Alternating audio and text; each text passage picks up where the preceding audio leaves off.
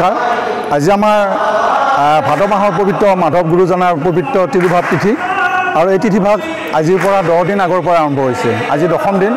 আৰু এটা নিয়ম আছে আমাৰ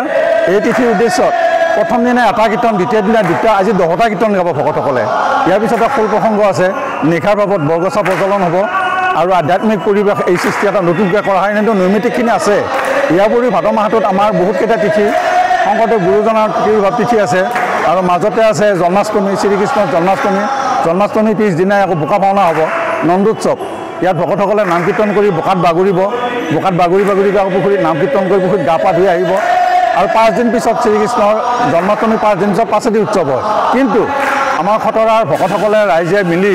পাছতি মহোৎসৱত ভাদ আৰু আহিনৰ সংক্ৰান্তিলৈ পিছুৱাই নিছে আৰু ভাদ আৰু আহিনৰ সংক্ৰান্তিত সেই সময়ত কিন্তু বিশ্বকৰ্মা হয় বহুতে নাজানে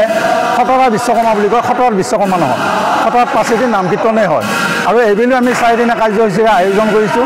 16 তাৰিখৰ পৰা 19 তাৰিখলৈ চলিব ছেপ্টেম্বৰৰ আৰু ছেপ্টেম্বৰৰ 16 তাৰিখৰ যিটো প্ৰথম কাৰ্যসূচী উদ্বোধনী কাৰ্যসূচীটি আৰম্ভ কৰিব উদ্বোধন কৰিব আমাৰ অসমৰ সন্মানীয় মুখ্যমন্ত্ৰী ডক্টৰ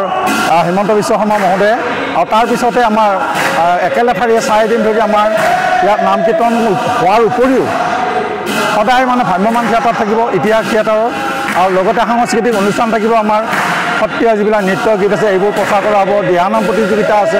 গতিকে আমি আশা ৰাখিছোঁ ভকতসকল ইয়ালৈ পদাৰ্পণ হ'ব আৰু প্ৰশাসনে আমাক যথেষ্ট সহায় কৰিছে জিলা প্ৰশাসনে আৰু জিলা প্ৰশাসনৰ জৰিয়তে